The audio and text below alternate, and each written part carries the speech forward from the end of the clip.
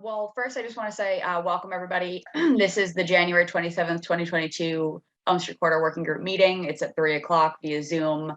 I'm Lauren Lind. I'm the planning director. I have Jason Federico here from the Department of Public Works in the Engineering and Water Division.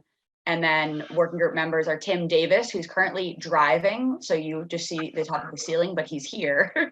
And Mike Sardina, who's a resident at large. We plan, I believe that Diane Kennedy, our select board member, will be attending. She did say that she was coming, as well as Chief Sylvia of the fire department, who's the public safety representative. He, I believe, planned to attend as well, though I know he's, like I said to some of our members, very busy preparing for the storm this weekend. So, he may be in an emergency management meeting. And then, so welcome everyone, members of the public. The plan to discuss today is to talk about some outstanding concept ideas that have been floating around that we really would like to get some consensus around. I know we've been looking over the past several weeks to sort of go back and refine the scale and scope of the project and see how we might get a more clear picture of cost estimate that's sort of approached by a value engineering perspective. So Jason has been looking at some, excuse me, my water bottle fell. Jason has been looking at some concepts, and I know there's been a lot of people communicating with different members of the working group to sort of float some ideas. So we have, thank you to the Dormisters for joining us, and we also have some Elm Street residents here, and we may be joined by more, we're not sure. I know a couple of people were interested in following the project. We did have some attendees at the meeting come in and out last time. So before I turn it over for any questions before we begin, and then to Jason to talk about some of the concepts that he's been speaking with people on, I just want to let you know that we have identified another grant opportunity program that has a deadline coming up in March. So Jason and I are going to be working on getting an application filed. We think it's a really good fit. This program is they just announced some new criteria that really talk about the goals of this project. So we do think it would be a good fit, and we're looking forward to making that application. But that's why it's so important, one, to get consensus so we can return to the select board with some more, fine-grained details, but also so that we can have something tangible to apply for this grant for. So that's what we're here to do today. Does anyone have any questions before we start digging into the sort of weeds of the details? One thing I'll mention, Lauren, that Clodagh Stoker Long has offered to help review grant applications. She is, I think I mentioned to you, she is an expert in this and done it for 30 years. She doesn't want to be a grant writer, but she is offered to review and advise us where she can. So that's another resource we have on grant writing. Okay, thank you. Thank you for sharing that. Does anyone else have any comments, questions? All right. Jason, do you want to walk us through some of the discussions that you've been having and some ideas that we've shared via email leading up to this? Yep. So I've had a lot of discussions with a lot of various interested parties on this. So we had the original plan that Weston and Sampson did, and then I was tasked with trying to come up with a lowest quote unquote cost other than just paving option. And that's what we presented at the last meeting, which was just widen the curb, pull the curbs in a little bit into the paved surface to get the accessible sidewalks, and then just pave that. Then during the last meeting, Mike Sardina had asked for me to draw up an option that was eliminating a lane of parking on the north side. I drew it one way. When you eliminate a lane of parking, you fill it with a grass strip. I drew the grass strip one place, and then somebody asked, well, why did you decide to put the grass strip there and not here? So I revised that so I can go through those two different, or actually all three for the people that weren't at the first meeting. I can go through all three options quickly, and probably the easiest way is to use I worked on some cross sections basically. Hold on. Lauren, did you make it so I can share my screen? Yep. You should be able to. So basically, if everybody can see this, this would be the base alternative that would just be a slight shift of the curb line into the travel lane, maintaining the parking on both sides of the street, and then 2 travel lanes in each direction. So that was the base option. And note that these buildings are, this program doesn't allow me to push the building back or anything. So it's just kind of a generic look at this. So that was the base option. And this is facing east, going down Elm Street, all 3 of these options. The next option was to put to get rid of the parking on the north side, have a sidewalk, travel lane, parking, sidewalk, and then this was the first iteration I did. I put the grass strip on the homeowner side. Benefits to this option is the one major benefit is by having the parking up against the sidewalk, it allows for easier transition from your car to the sidewalk. Ran into this on the town common project and I forgot about it till I was doing this, that if you have a grass strip between the parking and the sidewalk, you have to climb over in a weekend like this, you have to climb over a snowbank to get to the sidewalk, or walk down to the first driveway entrance down the street. So that's the benefit to this option versus the next option, which is I'm showing it here, it's 2 pieces, but it's basically one open space strip next to the parking lane and then the sidewalk, basically where it is currently. This would allow for trees to be planted as well. And again, I don't have an option to not show flowers here. It's supposed to be just grass, but the program, that's the only option I can put in there. So don't get distracted by that detail. But that's the basics of the cross section. So let's just start with that piece and we can discuss that before we get to I think the bigger issue, which is the intersection, is going to be a more heated discussion, let's say, than the cross section. Thank you. I'll just state that I just want to share that I've heard from a couple of residents over the last week or so since we had our last meeting, and you distributed those options for the residential section. And the concern is that the grass strip that would be in between the sidewalk and the street would, the maintenance was of concern. I think the preference for the majority of residents that I heard would be to maintain on the other side. So I just wanted to share that with you. It was a couple of residents that I had heard that from, at least 4.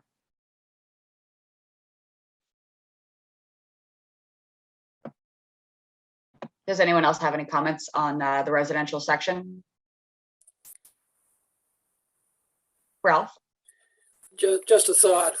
I probably was the one who recommended that the grass strip be between the road and the sidewalk. The logic in that is to try to restore what people remember. And Jackie just had a meeting today with some folks who actually lived on Elm when it was actually tree shaded. And you can't get trees and shading if you don't, in fact, separate that grass strip out a bit away from the sidewalk and away from, and then those get it sort of centered on a grass strip. So if you really are interested, I do think that the survey that was done indicated people do want the trees restored. And so if you really want to restore the trees, you have to think about how do you get those if in fact that grass strip is actually in toward the properties rather than outboard toward the street. I understand where Jason's coming from, but I think you have to think seriously about what is really desired here, which was to restore something of the charm of the street as people remember it, and as we do too. We're probably the only people maybe in this conversation who do remember it, as it turns out. So we have a sense of what it was, and trying to get it there is where I'm trying to get you. So thanks for the opportunity. Thank you, Ralph. I see Joe has his hand raised, and I just want to note that Chief Sylvia is joining us for the conversation now. Hello. Yeah, I was one that commented about the grass strip. I think in the spirit of what Ralph was just talking about of being historical, originally the land that was taken to broaden the street was taken from that side. So looking at taken from the south side. So looking at the design that has the grass strip being put between the sidewalk and the street, what you have to take into consideration is that if you take the entire width of that grass strip that is going to go to parking, that's overtaking the footage from the parking, which would be roughly 7 feet. There are actually lawns now that are just barely that wide because of the taking of that land to broaden the street. So what I think happens is if you do that, you have start looking like a public way that is bisecting a lawn, 2 lawns, some being more lawn on the street side than on the house side. So I think aesthetically, you got to consider that. I think we all want trees, and we also want sidewalks that don't have tree roots pushing up underneath the tar, whatever the final product is. And if you do move that sidewalk a little bit towards or completely so it's adjacent to the street, you can plant your street trees, which if you look down Elm Street, they're all pretty much in a straight line on the grass on the inside of the sidewalk. And that would give you exactly what you had. And it would give you the shade, and it would give you a chance, because you're not in a 2 or 3 foot strip, to plant different type trees that don't necessarily, go deep with their roots. So that's I think we can look back at the way things were. We can have an ideal of what we want things to be. I think we need to keep it simple, because in simplicity you get the beautification. You get as I wrote in my letter to you, Lauren, the harbor is the draw. The neighborhood that exists there is there to keep it simple and beautiful, so that people can go back now and walk down there and keep their eye on the prize, which is the harbor, which we've been able to regain through the efforts of the Harbor Committee and the work they did with the CHP. So that's my thought on the aesthetics of it. I also agree with what Jason said. It is, you put a grass strip out there. Right now we have, when the snow plows come by, that what they jettison off that blade goes on our lawns. And it is a challenge to everybody on Elm Street and on other streets to get that salt and sand or whatever it is they're using off the lawns to try and get some kind of a front lawn back. And I moved here and started coming here in '84. My wife was born in this town in '70. We've owned this house for 30 plus years, and it's the same battle every year. So if you're going to put the grass right up against the street, you're going to get the same type of crabgrass, weeds, bare patches that you see, frankly, all over the place. And the other amazing thing, whether there is a, and this is kind of an aside, but I meant to mention this before, and whether there's a curb or a rollover curb, or the grass goes right to the street, even on Elm Street, the widest street in town, people parking on the side, whether they're contractors or landscapers or visitors or homeowners, For some reason, they drive up and put their tires on the grass. And you see it everywhere. You see it on the common, you see it on the opposite side from the common, you see it on South Main Street, North Main Street, wherever there's a grass strip. You can just sit there and look at the tire treads and tire tracks. So just things that when we're putting together this plan, we have to start thinking, okay, how's this going to look a year down the road, 2 years down the road, 5 and 10? Because once it's in, it's in. And you have to take into consideration not only what it's going to look like on the plan and what it's going to look like on day one, but what it's going to look like in trying to maintain it years down the road. And that's just the nature of the beast. We generally, as a society, don't take care of the things like we used to take care of them. And that may be the first time I'm going to say to myself, stop talking because you're sounding old, Joe. So I apologize for that, but those are my thoughts. Thank you, Joe. Thank you very much. Lauren? I'd like to echo what Joe's saying. Just briefly, as a resident of Elm Street, I also prefer the grass strip to be on the homeowner's side as opposed to in between the sidewalk and the street, both from an aesthetic point of view.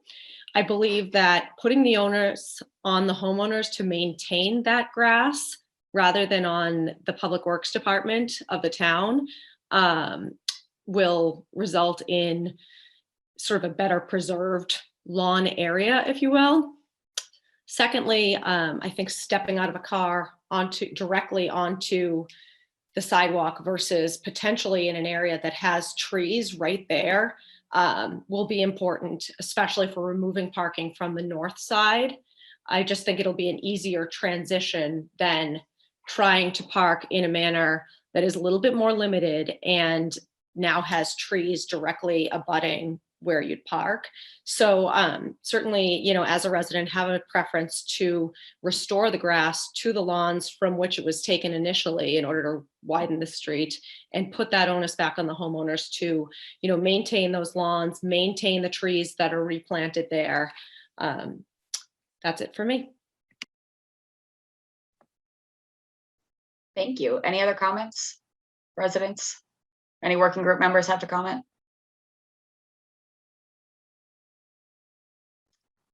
Right. Well, what I think we should do for now is we've collected some more comments. We'll look at the next design because I think ultimately we need to come to a consensus from the group. Oh, Mike, are you talking? I just saw that you were talking, but you're on mute. Oh, you're talking to Susan. Okay. Anyway, so we'll move on to the next one. We'll sort of get some commentary there. And then what we need to do is come to a consensus on which way we want to shape this project and recommend to the select board that we move forward.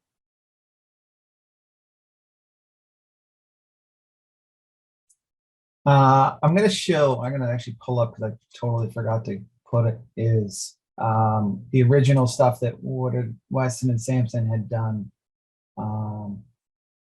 for the intersection, because that was the basis of the changes I made. And can I find this quickly? Planning board, common planning board application. Now where it is? Where is that? Where is it? One? You're looking for the. Okay, hold on. Yeah. And I apologize. I totally forgot that that's part of this discussion. And I can find it in my sent items. I sent it to somebody the other day.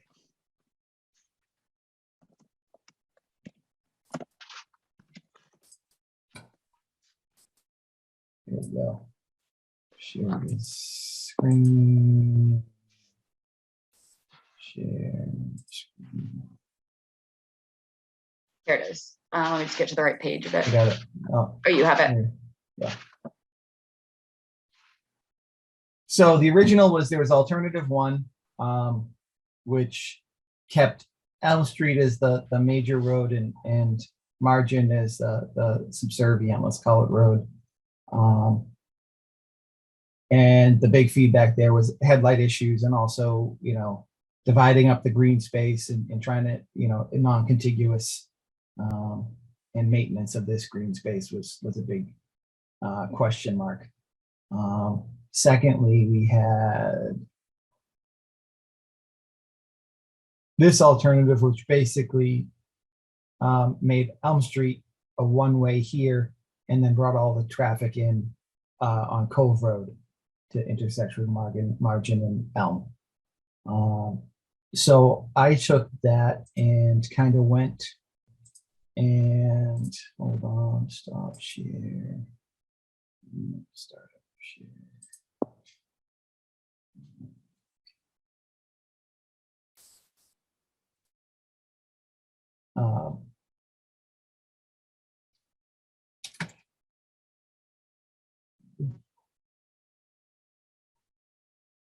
Screen share is paused. Resume share. You guys seeing anything or no? It just says Jason Federico has started screen sharing, but it's black otherwise. Okay, hold on. Let me stop share. And share again.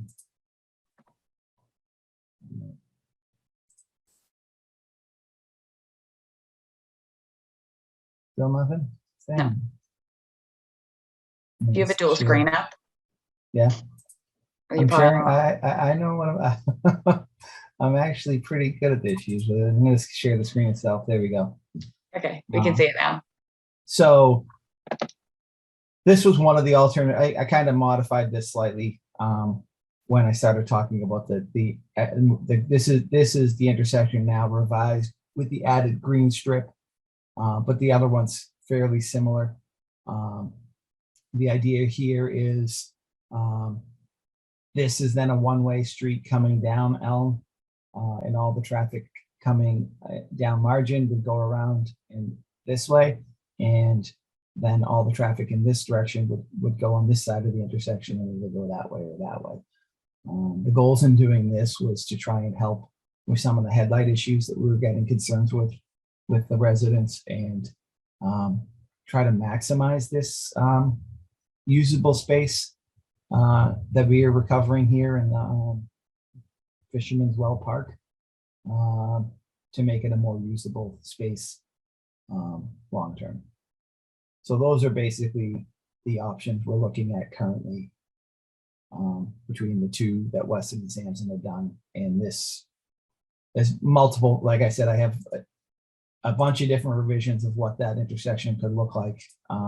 That just happens to be, they're all fairly similar though. There's no major difference between any one of the three, really. This is just, there's the one I just showed had a small island in the middle, and the reason I put a small island was to try and control the flow of which way somebody's going and make sure they're not on one side or the other. But some of those finer details will be flushed out in a more final design. This is kind of just schematic.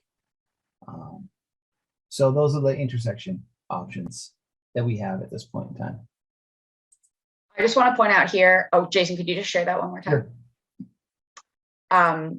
That this, I think this configuration, it's a wonderful because, you know, you get a more of a contiguous connection to where the Fisherman's Well is. It gives a great opportunity to like reimagine that space, but still respect its location and tie it in better to what will ultimately become a contiguous loop of the Captain's Walk. Because if you imagine here where, you know, you're having this renovation and it's all on the Captain's Walk, it's almost like you could picture walking up around the building, and then that could, you know, just sort of imagining how that might play into that area, and the historic aspect of that I think is really interesting. I also do add that the some of the planning board members have discussed in the past this area being contiguous. Now the footprint of this structure here is changing drastically. Is you're really going to see the building be up along the street front. So some of the members have discussed that this grass area being adjacent to that property sort of softens the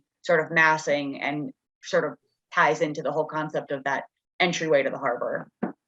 And so Clark Brewer is not here today, so I just wanted to share some of the sort of planning board sentiments that were expressed during the concept of this project when it came before the board, because it was, you know, we knew this was an identified goal to sort of reinvigorate this intersection passageway as well. Does anyone else have comments to share on this one? I'm sure we have some out there. I see Ralph with a hand raised. Well, many people know that I find this this design to be problematic in so many respects as to it's even almost hard to articulate how many reasons we shouldn't do this. But let me start with what I think you should begin to think about. It's the people who use this area. And I consider the people, the primary customers for this. Number one are the people on Elm Street who should have priority, quite frankly, on what happens on their street.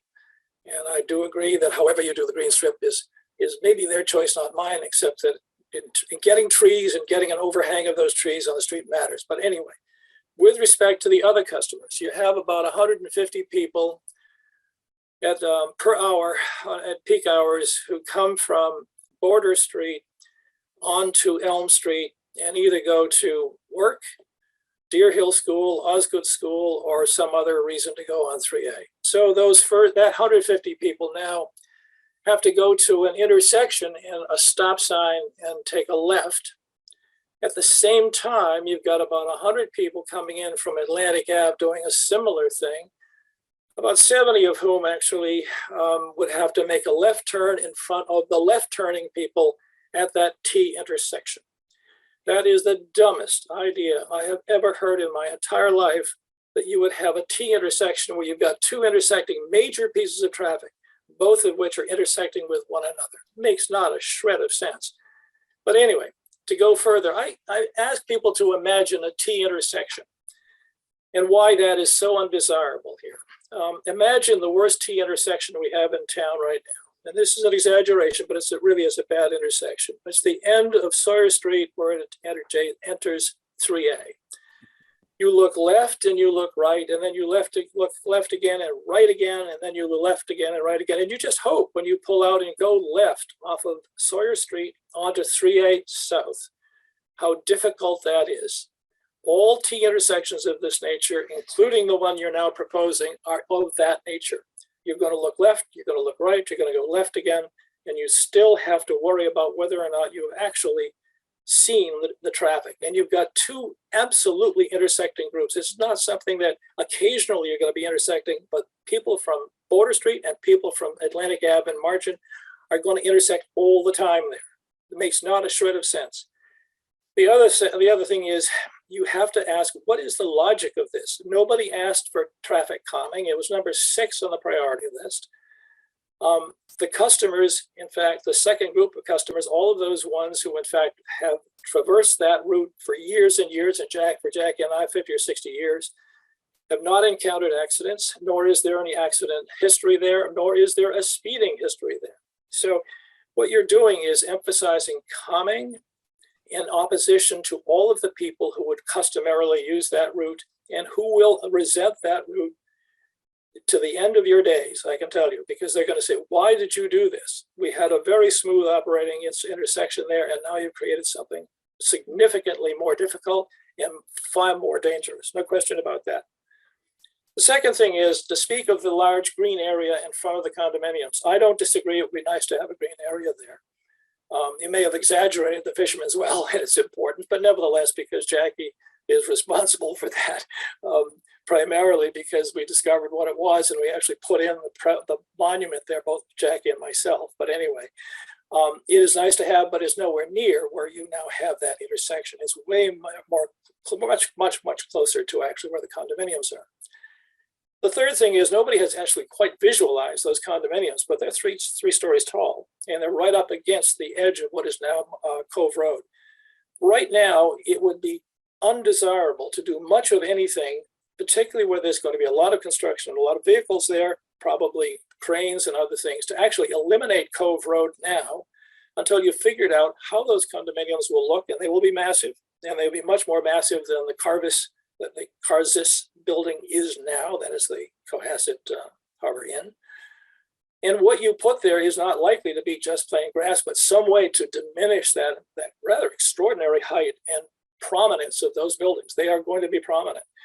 And to actually make a decision about what you're going to do now is really just not thinking about what the future might look like and having a good sense of it once you see it.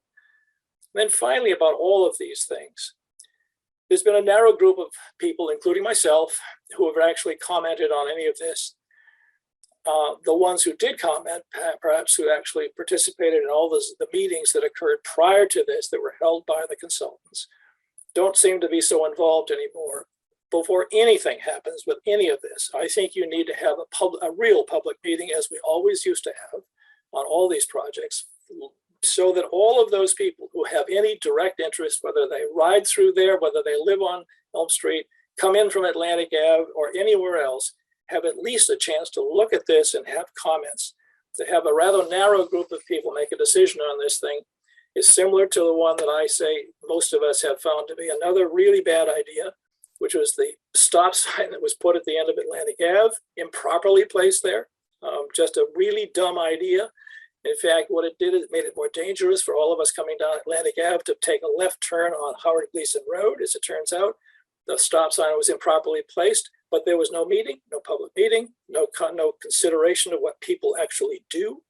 So we can't continue to actually do things in the town by a narrow group of people, including myself, who in fact find this process not to be helpful, when in fact you don't invite the people who in fact are affected by what you do. So those are my comments. I could probably add a lot more to this, but this is definitely a solution in the search of a problem, and that's the worst kind of thing to do. Thank you. Hey, Ralph, thanks so much for your comments. Just a couple of points, and then I'll open it up for some more commentary. This is, yes, it's strange to do all of this during the pandemic as it's virtual, but this was a very widely attended and widely distributed public process that has been going on for over a year and a half at this point. Of course, in any process, there's people who come in the end and haven't, been participating, and it may feel that way, but I can assure you that we received input from over 100 residents in both of the surveys. We've had communication with the residents who live on the street. We've sent mailers out to all of the residents. So I don't think it's accurate to say that we were not involving the people who are impacted by this. There's always a better idea. Ralph, you could just let me finish. Thank you. There's always a better, we can always do better and include more people, but I do want to say that we did have a very public process. We do, I'm a bit perplexed. I think some of your points are contradictory. You say that there is no traffic problem, no need for traffic calming, but then in a solution to try to implement traffic calming, because there are people who do feel that there's a concern, and we did hear that they want safer options.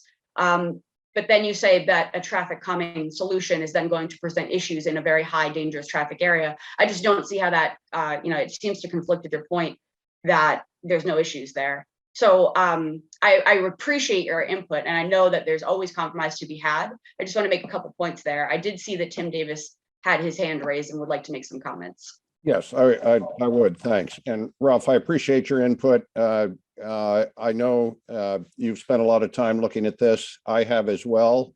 I and others on this committee have been meeting with residents of the neighborhood to get their input, and we will continue to do so. And before there's any final proposal to the select board or to the that we will start with, all of the neighbors will have an opportunity to weigh in. And as all of us know, there's no perfect solution here. All we're trying to do is to make something that's better than it exists today. It may have trade-offs. There may be some people that like it the way it is. Some people actually like the Cohasset Harbor Inn the way it is too, and would like to see that stay. So we're not going to be able to please all of the people with all of the things we do, but we're going to do the best we can. And I can assure you that all the neighbors who want to be involved and want to express their opinion will have an opportunity to do so. Thank you. Ralph, you had another comment? Make it data-driven, Tim. Not an occasional opinion. Make it data-driven. I'm afraid this is not data-driven. So sorry about that. I don't think that, in fact, a few comments by people are sufficient to actually make a change of this nature when so many people probably will object going forward. So. Thank you. Does anyone else have any comments? Yeah, I think Joe Guerra here. I live at 81 Elm Street. I just want to echo something Tim said. I think a lot of the things that we're discussing here, especially on the latest drawing, I view as better than what we have today. I wasn't a fan of the first two that you put up, Jason, today, as I've voiced before. But I think the third option does achieve a lot of what myself and a lot of the residents are looking for, which is traffic calming and speed reduction. And I think the speed one in particular is something that, I realize the data might not be there, but I think that if you have two eyes and you live on the street and spend time on the street, you can see that speeding is definitely an issue. So I guess, Ralph, I would ask, I think something needs to be done here, and we're talking about what that needs to look like. And I think what we have here is better than what we have today.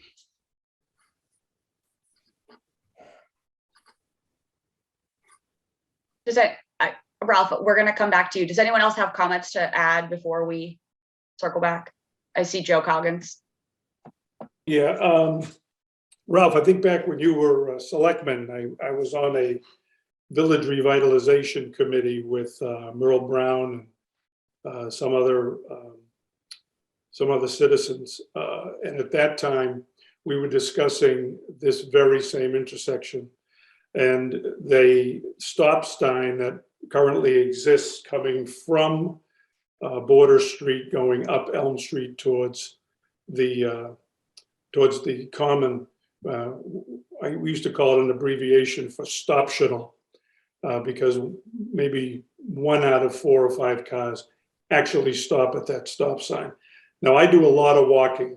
I walk every day. I do the Jerusalem Road, Atlantic Ave loop around, and Elm Street is certainly not the only street that has traffic concerns.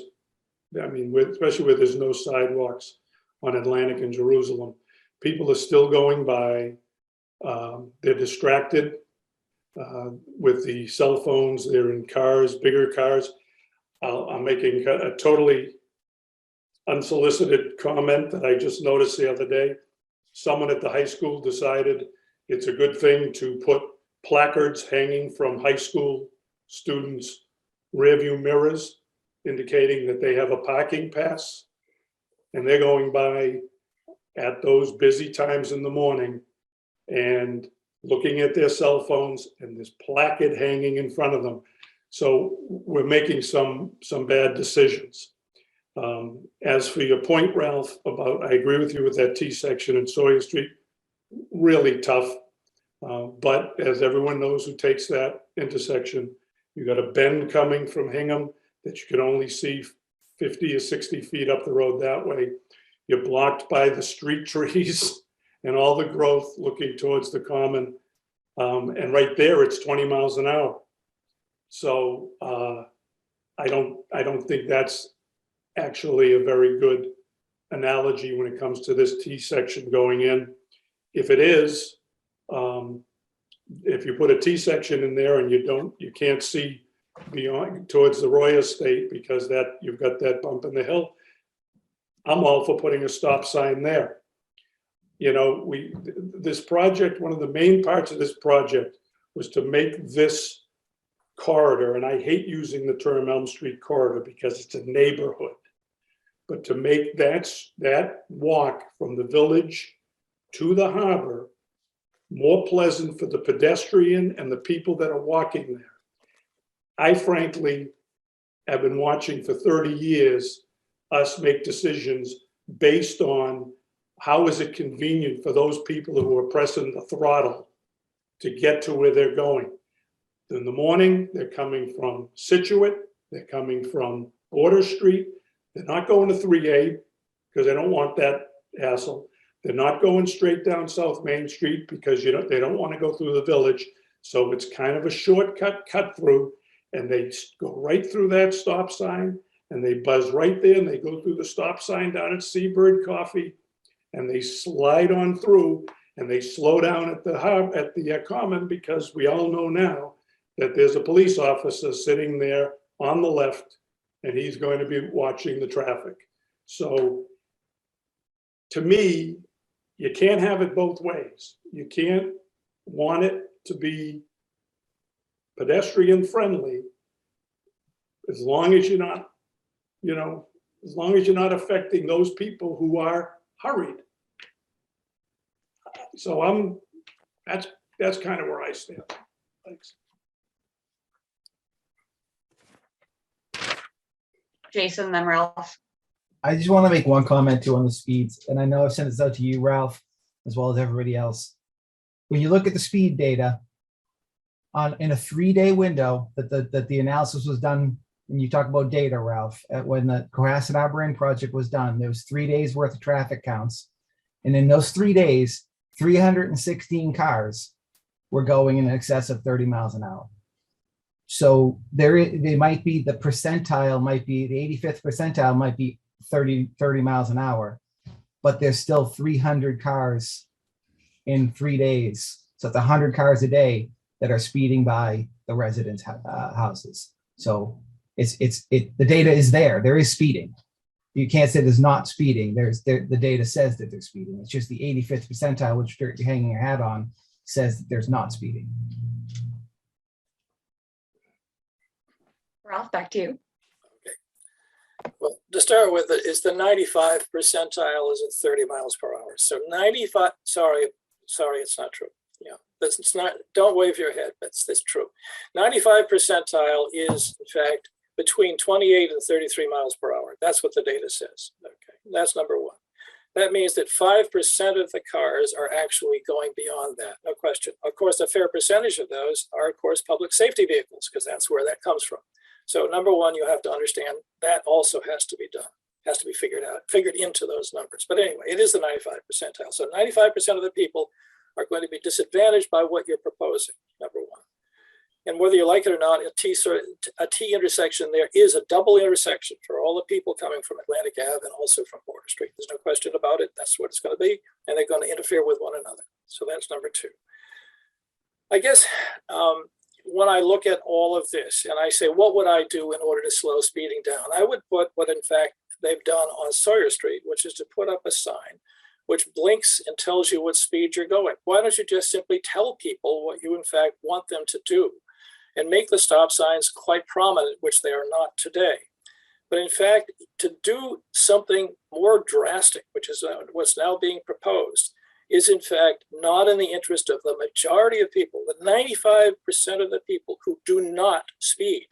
And that seems to me to make a solution for a problem which practically nobody in your surveys actually thought there was one. In other words, your number 6 in your survey of priorities is traffic calming. It was not number 1, 2, 3, 4, or 5. It was number 6, and almost non-existent. So there are some people, and I don't disagree, you've seen speeding. But for people who walk, I will dispute anybody who walks less or more than we do, than Jackie and I. We have walked this town from end to end, and we do it every single day. You'll see us out there. We have a better sense than almost anybody, with the exception perhaps of Joe, who also probably does the same thing as I do. But we walk every day, we walk multiple routes, and we do all of the routes you're talking about.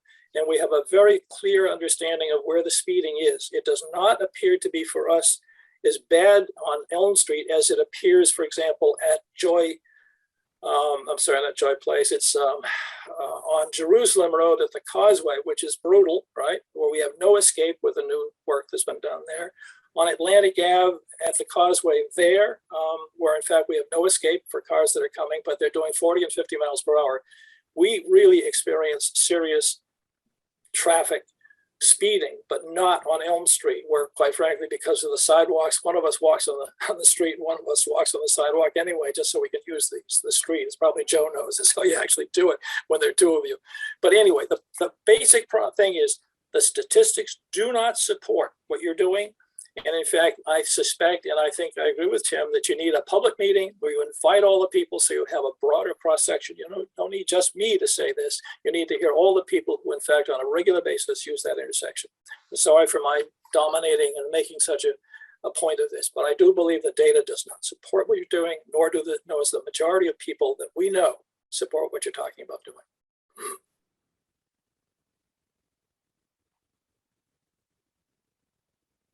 I think you're, yeah. Sorry, yes, I just noticed that. Thank you for the additional commentary. Does anyone else wish to comment further?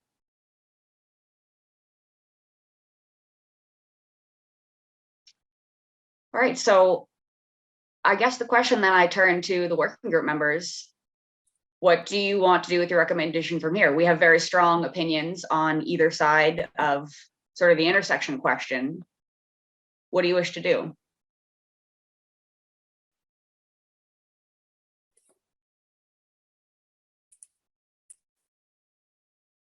Mike? I think that the scenario that Jason just showed us should be moved forward primarily because it's the one that has the most pieces that are the kit of parts of both the advantages and the disadvantages as have been represented by various folks attending this meeting. I think that there's no point in taking the alternative that is parking on both sides of the road and sidewalks, which is exactly what's existing, and leaving the intersection as it is to anybody, because there's no point in talking about that.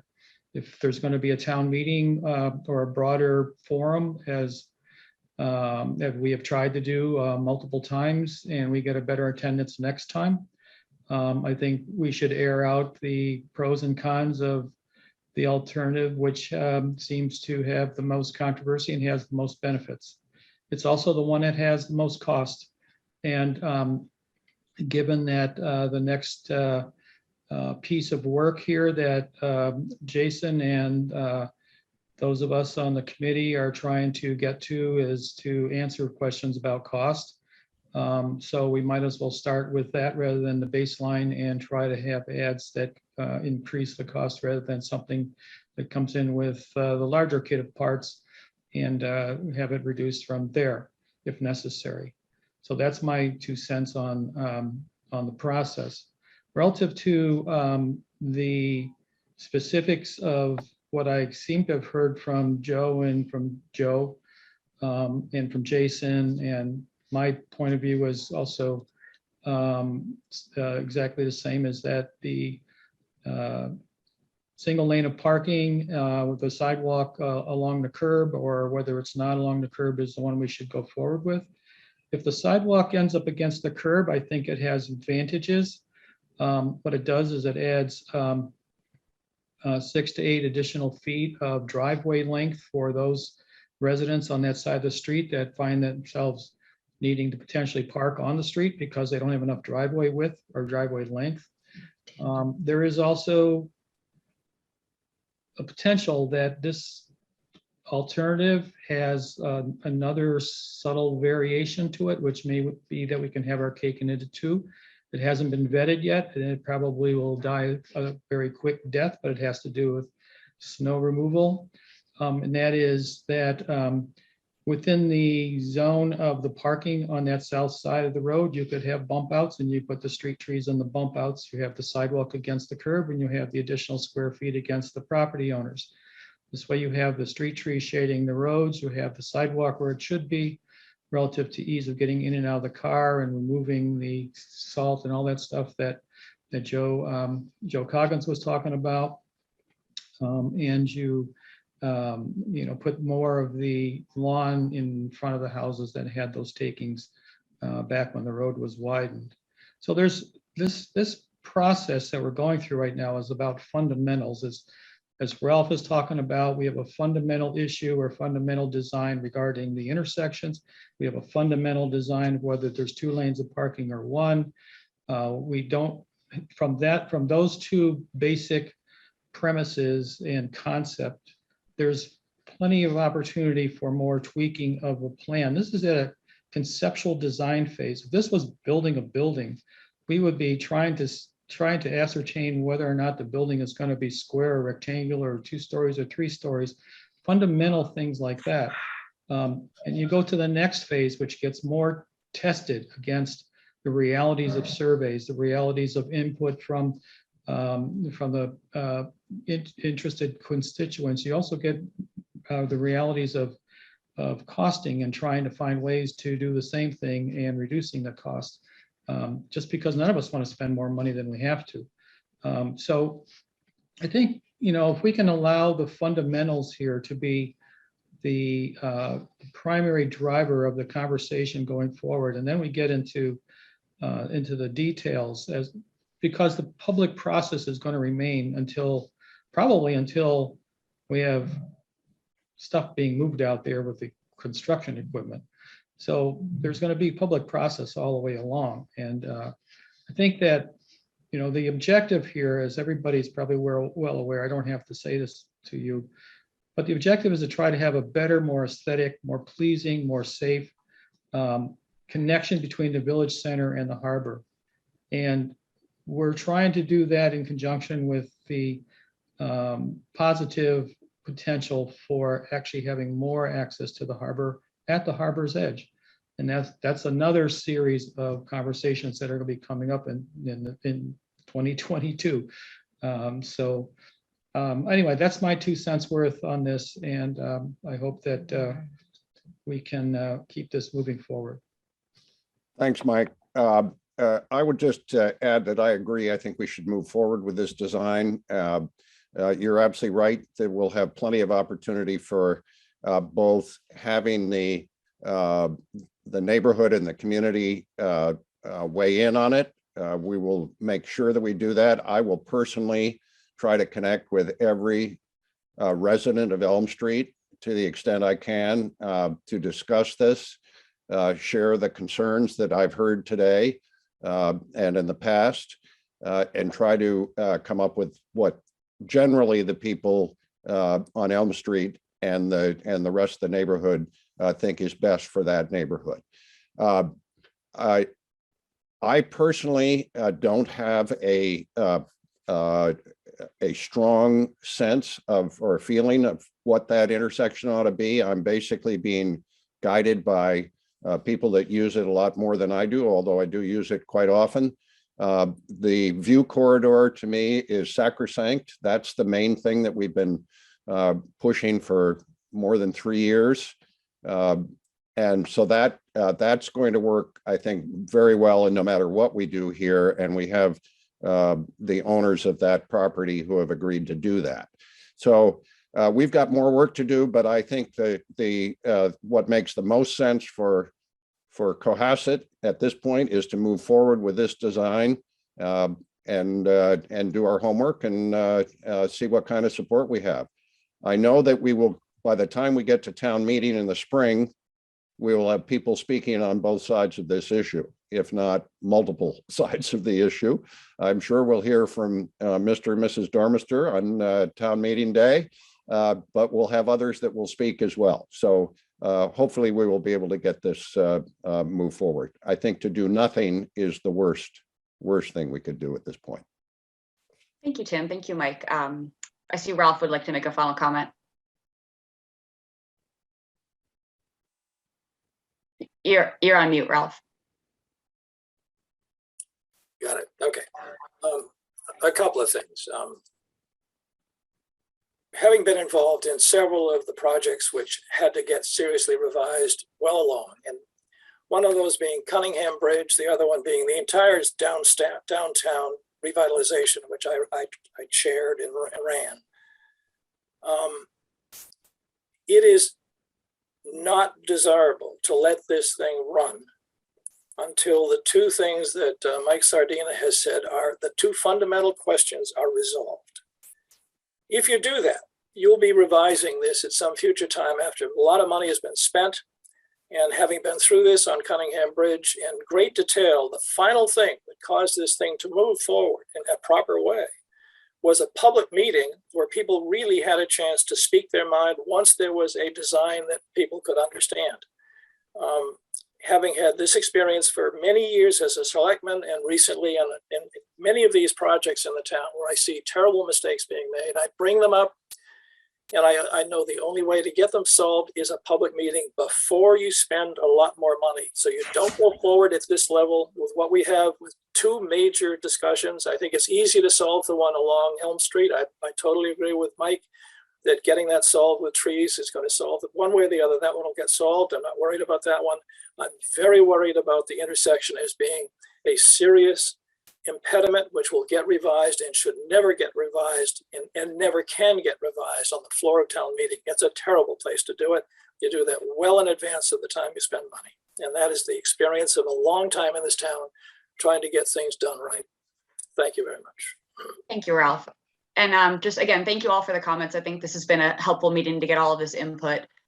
So what I'm hearing from the working group is that we would like to move forward with cost estimating and return to the select board. Something that I'll remind the group, it's just, and to Ralph's point, is that yes, more public engagement is definitely necessary to the process. We've known that all along. We did plan originally scoping out phase 2 of this to have additional public dialogue, because particularly as you get into details, it's really important to continue that dialogue as you dig down into the different layers that come once you get past the concept.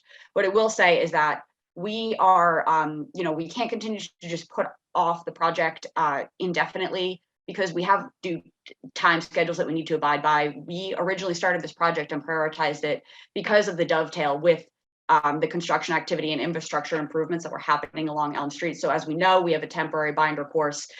They do need to schedule this construction at some point, and these projects do really play into one another. So, there's different levels of design we need to get to. We know there's more work to be done in public engagement.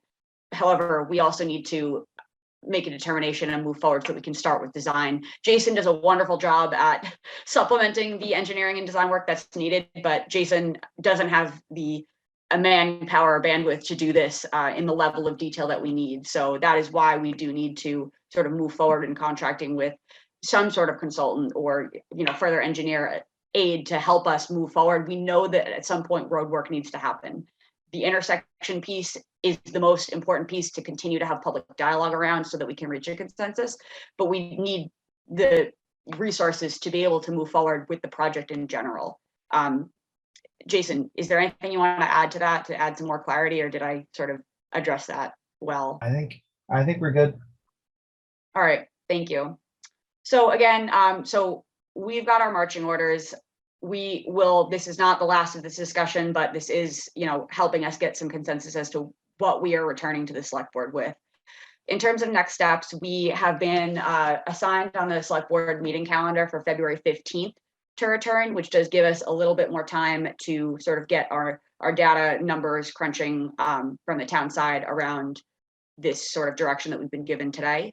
So we will continue to keep everyone up to date as we proceed. Looking forward to more continued conversations. I see Jason has a point. One note for everybody that's here and or anybody that knows anybody that's interested.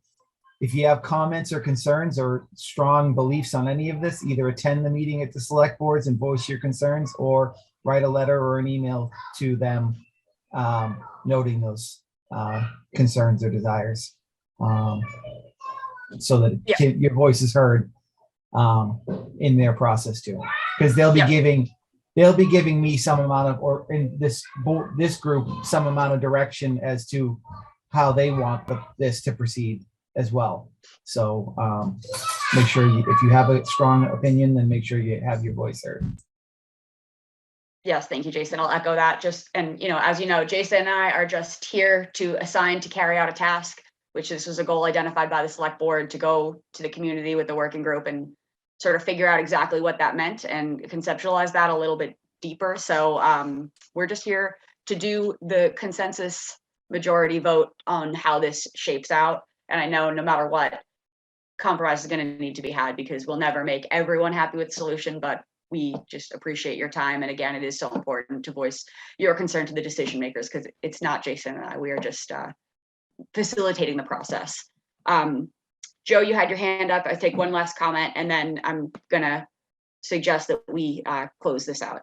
Yeah, two quick things. One, hopefully our voices are as loud as Jason's kids in the background there during his last presentation.